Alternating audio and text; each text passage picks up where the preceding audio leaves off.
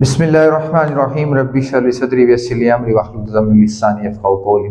अस्सलाम वालेकुम रहमतुल्लाहि व बरकातुहू। उम्मीद करता हूँ तो आप सब खैरियत से होंगे, अपने घरों में खुश होंगे, महफूज होंगे। अल्लाह ताला आपको सलामत रखे, अल्लाह ताला आपको कामयाबी कामयाबी से नवाजे। आज का lecture first year FSc chapter number 7 oscillations जो है उसका टॉपिक है हॉरिजॉन्टल मास स्विंग सिस्टम, जिसमें हमने इंस्टेंटेनियस डिस्प्लेसमेंट, इंस्टेंटेनियस वेलोसिटी ये चीज़ें फाइंड आउट करनी है। इंस्टेंटेनियस डिस्प्लेसमेंट फाइंड आउट किया था x naught sine omega t, further इस तरह इक्वल किया था हमने, और इसी तरह इंस्टेंटेनियस वेलोसिटी फाइंड आउट की हमने। अब इंस्टेंटेनियस डिस्प्लेसमेंट फाइंड आउट करना है हमें, टाइम पीरियड को फाइंड आउट करना है और वेलोसिटी को फाइंड आउट करना है इंस्टेंटेनियस पॉइंट पे मास स्विंग सिस्टम की।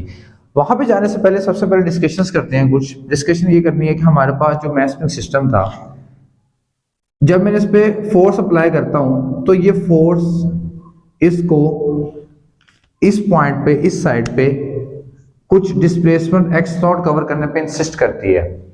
बॉडी का डिस्प्लेसमेंट उस तरफ था, बॉडी की फोर्स उस तरफ को लग रही थी, एक्सटर्नल फोर्स, नेट फोर्स, लेकिन बॉडी का एक्सेलरेशन हमेशा टुवर्ड्स मीन पोजीशन रहता है according to SHM's properties, according to the characteristics of SHM। Acceleration body का टुवर्ड्स मीन पोजीशन होता है। तो हमने वहां पे ये रिलेशन ड्राइव किया था कि F is equal to negative k of x, और ये नेट फोर्स ही हमारे पास which is equal to according to Newton second law minus k by x। अगर एक्सेलरेशन यहां से निकाली जाए that is equal to negative k over m into x। ये हमारे पास एक्सेलरेशन था, उस बॉडी का एक्सेलरेशन था जब बॉडी मेरे पास मूव कर रही है in the linear formation, horizontally move कर रही है। ये मास स्विंग सिस्टम हॉरिजॉन्टली मूव कर रहा था। अगर मेरे पास इस मास स्विंग सिस्टम को वर्टिकली मूव करवाया जाए तब भी फोर्स इस तरफ को लगेगी, तब भी एक्सेलरेशन ये अपने टुवर्ड्स मीन पोजीशन पे ही कवर करेगा, तब भी इसका डिस्प्लेसमेंट x नॉट ही होगा। अगर इस बॉडी की इस एक्सेलरेशन के लिए यूनिफॉर्म एक्सेलरेशन चेक किया जाए बॉडी का, ये सर्कल मजाल है कभी बन जाए, अगर बॉडी का यूनिफॉर्म सर्कुलर मोशन चेक की जाए, ठीक है,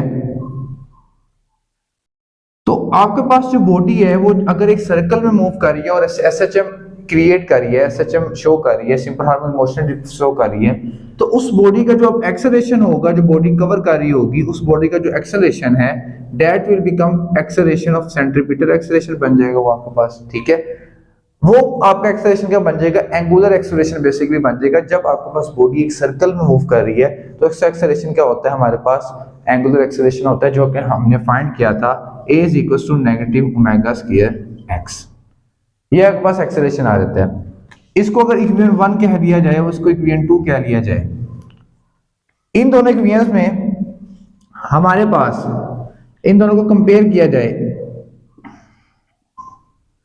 तो a से कैंसिल आउट हो जाएगा, ओमेगा नेगेटिव ओमेगा स्क्वायर जो मेरे पास आ जाएगा वो आ जाएगा negative k over m k, और x से कैंसिल आउट हो जाएगा। अगर यहां से ओमेगा की वैल्यू फाइंड आउट करना चाहता हूं मैं, तो omega will become k by m, ये कैंसिल आउट, और ये फैक्टर आपके पास बन जाएगा k बाय m ओमेगा, वो भी कौन सा, स्क्वायर रूट ओमेगा m। ये मेरे पास ओमेगा की वैल्यू आ गई है, जिसमें अब हमने फर्दर मूवमेंट करनी है। ये इंपॉर्टेंट थिंग थी हमारे पास, ओमेगा निकालना मास हॉरिजॉन्टल स्प्रिंग सिस्टम के लिए, ठीक है। इसको मूव कर देती हैं, बहुत अच्छा लग रहा है लेक्चर के दौरान। तो ओमेगा की वैल्यू मैंने निकाल ली square root k by m, इसको मैं यहाँ पे साइड पे लिख देता हूँ, omega is equal to square root k by m आ रहा है। फर्दर मूव करते हैं आगे, omega is equal to square root k by m, और अगर अब इंस्टेंटेनियस डिस्प्लेसमेंट फाइंड आउट किया जाए, instantaneous displacement, instantaneous DISPLACMENT, instantaneous displacement find out किया जाए, तो वो हमने फाइंड आउट किया था x is equal to x naught sine of omega t। Omega की वैल्यू मेरे पास मौजूद है, ठीक है। इस ओमेगा की वैल्यू को पुट करते हैं इसके अंदर, ये वाली ओमेगा की वैल्यू को, that will become x naught sine square root k by m of t। ये आपके पास इंस्टेंटेनियस डिस्प्लेसमेंट आ जाएगा इन टर्म्स ऑफ ओमेगा। फिर इंस्टेंटेनियस वेलोसिटी फाइंड आउट करते हैं। इंस्टेंटेनियस वेलोसिटी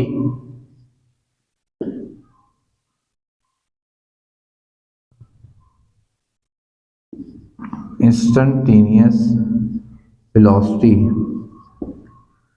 इंस्टेंटेनियस वेलोसिटी हमने निकाली थी v is equal to omega square root आपके पास थी x naught square minus x square. ये इंस्टेंटेनियस वेलोसिटी थी मेरे पास। इस इंस्टेंटेनियस वेलोसिटी को फर्दर अगर मूव ऑन किया जाए v is equal to omega as it लिख दिया जाए, यहां से अगर एक्स नॉट कॉमन कर लिया जाए, यहां से अगर एक्स नॉट स्क्वायर कॉमन कर लिया जाए तो अंदर आपके पास बचेगा 1 minus x square over x naught square. यही वैल्यू बचेगी जी कि नहीं बचेगी? यही वैल्यू बचेगी। जब ये वैल्यू आपके पास बच जाएगी तो ओमेगा हो जाएगा एक्स नॉट और अंदर वैल्यू बच जाएगी just 1 minus x square over x naught square. ये आपके पास वैल्यू बच जाएगी जब आप एक्स नॉट स्क्वायर को कॉमन कर लेंगे बाहर वाली साइड पे। ये वेलोसिटी आ गई। ओमेगा की वैल्यू पुट करें, ओमेगा आपके पास आ जाएगा स्क्वायर रूट के by m x naught as it is, ठीक है। और ये आपके पास आ जाएगी 1 minus x square over x naught square. ये फर्दर आपके पास यहाँ तक वैल्यू आ जाएगी। ये हमने निकाल ली instantaneous velocity in terms of omega. अगर instantaneous velocity in terms of omega निकाल ली है और अगर मैं मैक्सिमम वेलोसिटी देखना चाहता हूँ सिंपल हार्मोनिक मोशन में, जब बॉडी मूव कर रही थी आपके पास, ये बॉडी जब मूव कर रही थी in the formation of circular motion, जब ये सर्कुलर मोशन परफॉर्म कर रही थी तो इस पॉइंट पे, अभी तक इस पॉइंट पे बॉडी की जो पोजीशन थी, मैं कहता हूँ अगर इसी मैथ स्प्रिंग सिस्टम को इस तरह भी देख लिया जाए और एक इसी तरह बॉडी को, ये जो मैथ यहाँ पे m है इसको देखा जाए तो दोनों जब मीन पोजीशन पे हैं तो दोनों की यहाँ पे वेलोसिटी मेरे पास मैक्सिमम आती है। ये हमें पता है मीन पोजीशन पे हमेशा वेलोसिटी क्या होती है? मैक्सिमम होती है।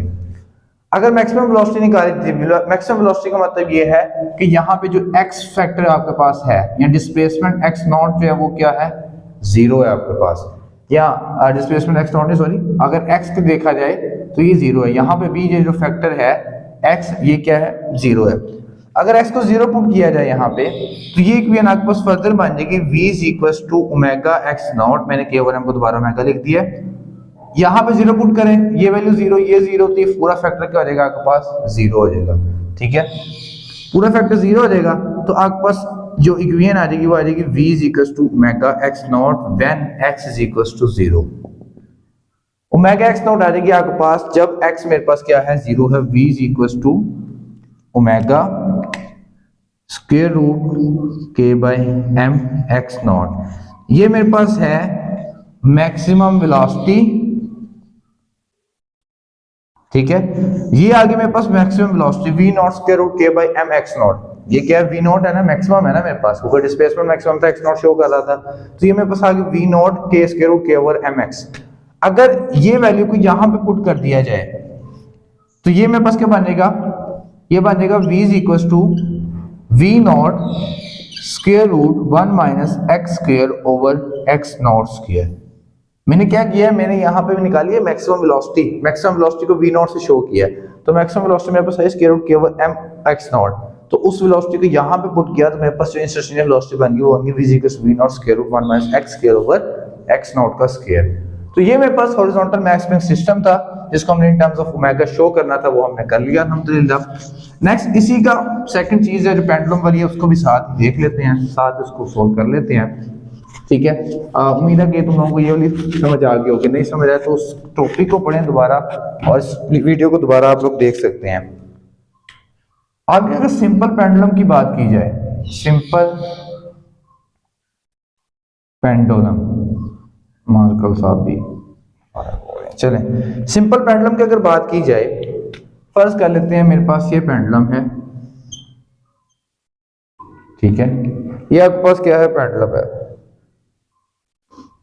अगर ये पेंडुलम है आपके पास, इसको अगर यहां से डिस्प्लेस करके इस पॉइंट पे ले जाते हैं, सबसे पहली बात तो ये कि जब डिस्प्लेस किया जाएगा तो ये एंगल थीटा क्रिएट करेगा, जाहिर सी बात है थीटा क्रिएट करेगा। दूसरी बात ये है कि इस बॉडी में जो टेंशन है, स्ट्रिंग में जो टेंशन है, उसने इस बॉडी के वेट को होल्ड किया हुआ है, mg को। इस बॉडी का जो वेट mg है उसने इस टेंशन को, इन दोनों का एक्शन रिएक्शन इक्वल है, इसलिए इस फैक्टर ने इसको होल्ड किया हुआ है। लेकिन जब मैं इसको डिस्प्लेस कर देता हूं इस पॉइंट से इस पॉइंट तक, ये तो वेट का फैक्टर तो ऐसा ही रहेगा हमेशा, लेकिन एक ये फैक्टर बनेगा साथ, एक फैक्टर ये बनेगा और यहां पे एक ट्रायंगल बनेगी थीटा की। ये आपके पास क्या है, ये वेट इस तरह डाउनवर्ड एक्ट कर रहा है, ये फैक्टर जो था वेट जाहिर सी बात अगर इस तरह एक्ट करे तो ये भी इस तरह एक्ट करता रहेगा। ये जो फैक्टर था ये फर्दर आगे मूव हो गया, ठीक है। अब ये एंगल थीटा है, हमें पता है थीटा के सामने होता है परपेंडिकुलर, जहां पे हमारे पास फैक्टर बनता है mg sin थीटा, हमने 10th क्लास में भी इसको डिस्कस किया था। और यहाँ पे ये जो फैक्टर था ये था mg cos थीटा का, ठीक है। अब हमने कहा कि इस फैक्टर ने, ये जो वेट वाला फैक्टर ये था, इसने इसको होल्ड किया था, मतलब इन दोनों का आपस में कैंसिलेशन हो चुकी थी। तो बेसिक मेरे पास यहां से क्या आ गया, ये जो फैक्टर है mg cos थीटा वो तो हो गया कैंसिल आउट, क्योंकि उसने टेंशन को, इस बॉडी के अंदर टेंशन उसको हैंडल किया हुआ है। अब ये बॉडी दोबारा इस पोजीशन पे आने की कोशिश करेगी कि नहीं करेगी, इस पोजीशन पे क्या कौन सा फैक्टर लाएगा इसको, ये फैक्टर जो होगा mg sin थीटा, ये इसको इस तरफ को लेके आएगा, जो कि बेसिकली हमारे लिए काम करेगा रीस्टोरिंग फोर्स का, रीस्टोरिंग फोर्स का, which is equal to mg sin theta. Restoring force होगी जो बॉडी को दोबारा इस तरफ लेके आएगी। mg cos थीटा ने तो इसको संभाला हुआ है ना, इस फैक्टर ने, तो ये तो एक दूसरे के साथ कैंसिलेशन हो चुकी है क्योंकि दोनों का मैग्नीट्यूड इक्वल है, ठीक है। तो ये रिस्टोरिंग फोर्स जब दोबारा बॉडी को इस इक्विलिब्रियम में लाने की कोशिश करेगा, वापस तरफ को लाएगा, उनमें बस फैक्टर होगा mg sin थीटा जो कि cos का एंगल शो करेगा, सॉरी रिस्टोरिंग फोर्स का पर्पस शो करेगा। अगर यहां पे लिख लिया जाए रिस्टोरिंग फोर्स को according to Newton second law equals to m में, that will become mg sin of theta. ये मैथ से कैंसिल आउट हो जाएगा, ठीक है। एक्सेलरेशन आपके पास बच जाएगा g sin ऑफ थीटा। यहां तक उम्मीद है कि आपको बात समझ आ गई होगी। अब एक्सेलरेशन आपके पास है g sin ऑफ थीटा। ये थीटा है बहुत लार्ज, बहुत लार्ज है। अगर ये थीटा, सेकंड डायग्राम देखें हम इसकी, अगर ये थीटा कर दिया जाए स्मॉल, अगर ये थीटा कर दिया जाए स्मॉल, इन दोनों के दरमियान जो एंगल हो बिल्कुल स्मॉल हो थीटा का, ठीक है, तो देन मैं लिख सकता हूं, देन मैं ये लिख सकूंगा कि sine theta is approximately is equal to theta. अगर ये एंगल स्मॉल हो, अगर एंगल स्मॉल होगा तो साइन थीटा के इक्वल ये आ जाएगा, तो ये आ जाएगा a is equal to g theta. अब थीटा हमने फाइंड आउट करना है, थीटा क्या करना है, फाइंड आउट करना है। हमने एक इक्वेशन पढ़ी हुई ट्रिग्नोमेट्री के मैथ्स में, वो इक्वेशन ये है s is equal to r theta. अगर यहां से थीटा फाइंड आउट करना चाहूं तो ये हो जाएगा s बाई r, क्या हो जाएगा s बाई r।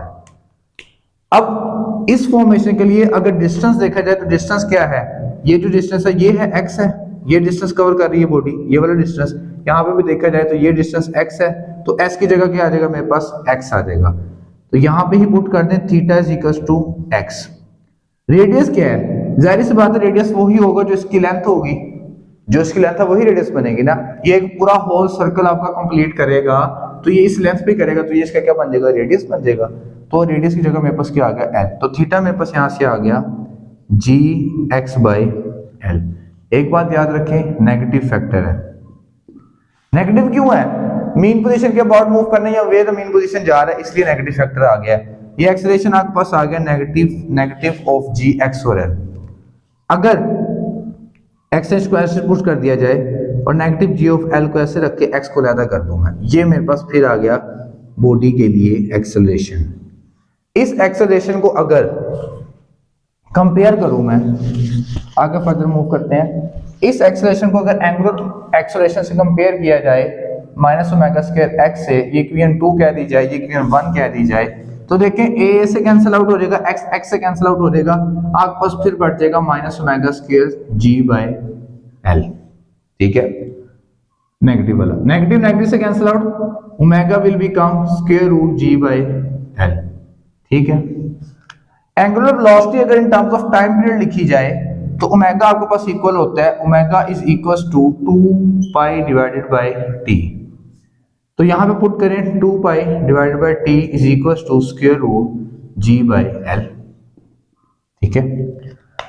दोनों को रिवर्स कर देते हैं, इनवर्स कर देते हैं। t is equal to t over 2 पाई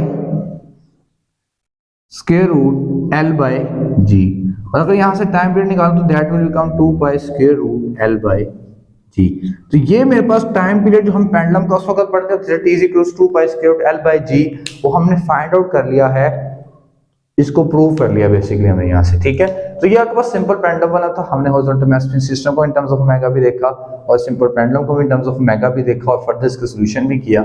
ठीक है, अगर आप जो मास स्प्रिंग सिस्टम वाला है उसका जो भी ओमेगा आता है square root k by m,